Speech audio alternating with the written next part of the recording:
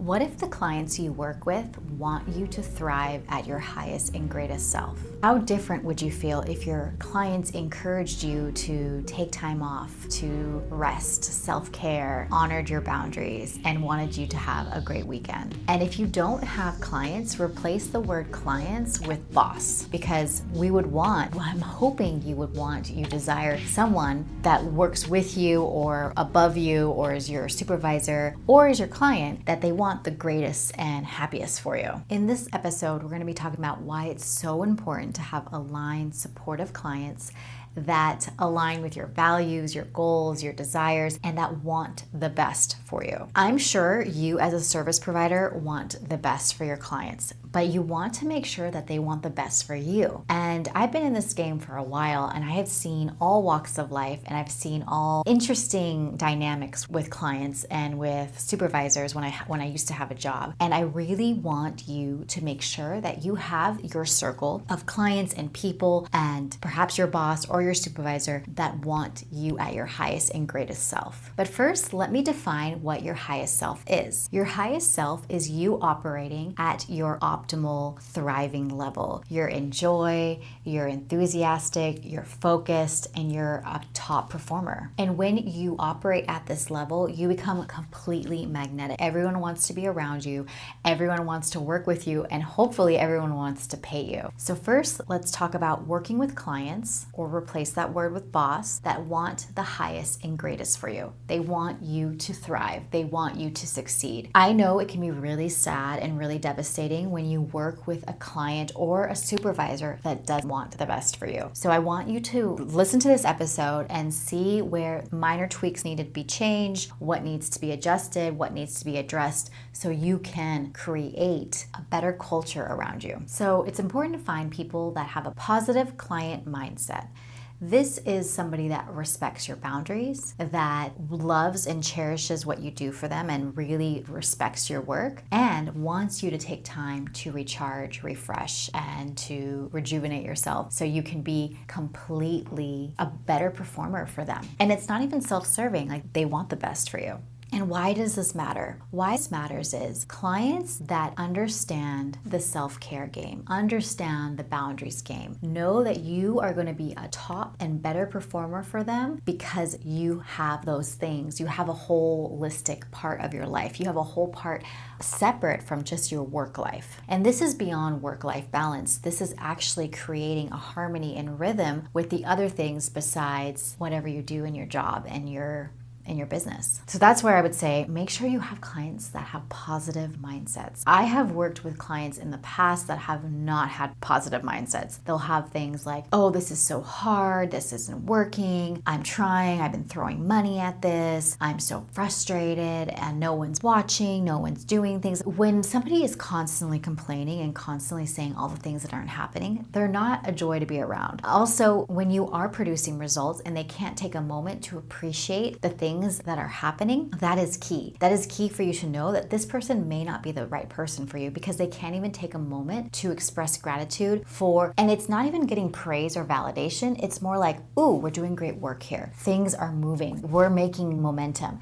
Good, I see this, I'm happy about this. Because when you work with clients that can be an energy drain, an energy vampire, they always have drama or stuff coming up, they have creative blocks, they can't get over their own hurdles, and nothing feels like joy, then one, that's not enjoyable to be around, and two, something's got to shift, something's got to change. And I've worked with these clients in the past, and it's just never fun, it's never fulfilling, we never make momentum because they're always in this negative spiral. Versus when you work with clients that appreciate your work, that love what you're doing, that takes a moment to celebrate, that goes, ooh, look at the analytics, look where I'm seeing this grow, they're getting really joyful, they're really appreciative, and they're actually having fun with it, then guess what? You have more fun in your business. They have more fun in their business. The results just keep compounding. And this can be, again, for bosses, like I said. If you have a boss that never takes a moment to say thank you, or see the results that you're bringing in, or ask you, like, challenge you in a way like, okay, how can we make these milestones hit a little bit? Or where are you seeing this thing not clicking? Like, let me challenge you, right? Challenge you in a good way versus in a way, and this hasn't happened to me a lot in client client relationships, but this has happened to me in the past with boss relationships, where it's like this weird competitiveness, this weird, I'm better or I'm the boss, so I say so. When it's like, hey, dude, we're on the same team. We're on the same team.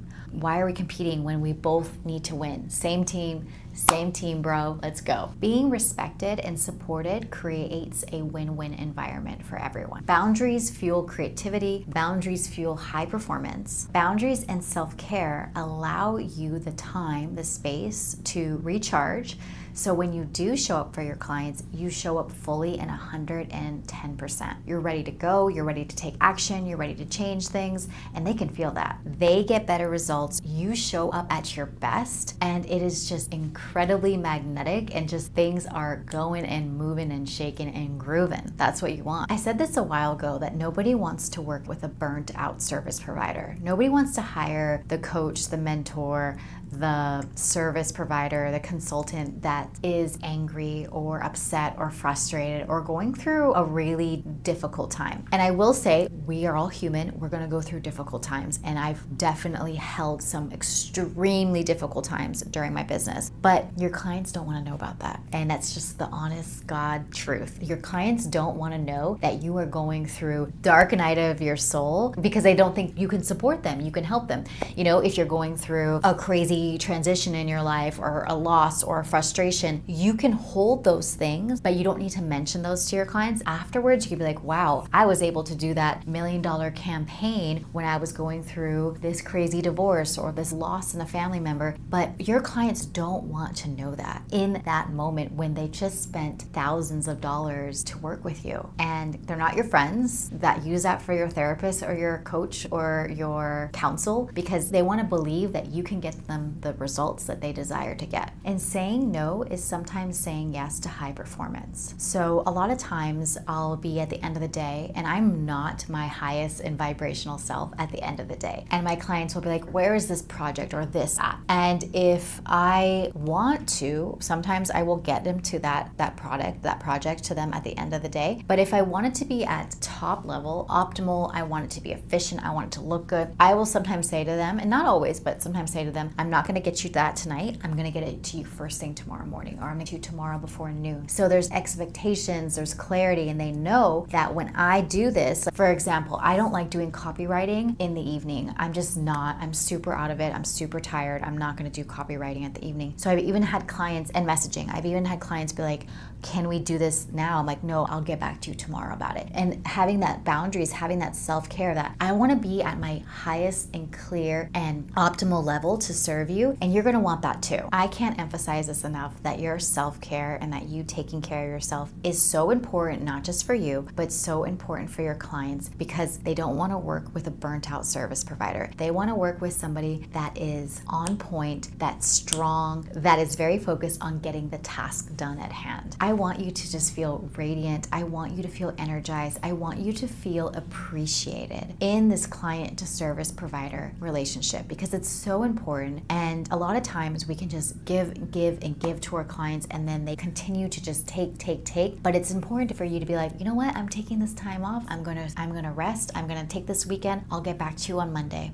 So I want to ask you, are you feeling supported and respected? And do you feel like your clients want you at your highest and greatest? And if they don't, this is something that you need to do within yourself first. First, you need to create some respectful boundaries with yourself. Am I gonna go for the walk in the morning? Am I gonna continue to drink the water? Am I gonna take a lunch break? Am I gonna go outside? Am I not gonna answer messages first thing in the morning? I'm in that beta state. You are clear on what is it that you do to best enrich yourself, to fuel yourself. Because when you fuel yourself, you are a 10 times better service provider. You're a lot more happier to be around. You're joyful, and you're just magnetic to everything from clients to money to all the things. This is a reminder for you that working with the most aligned clients isn't just about doing good business. It's about living a vibrant, joyful, magnetic, happy life where you feel respected and taken care of, them vice versa, and you guys are creating magical, magnetic work together. Okay? That's what we want. That's what we want. All right. Thank you so much for joining me on the Magnetic Online Leaders podcast and the YouTube channel. Please make sure to like and subscribe, and I'll see you next week. Mwah. Love you.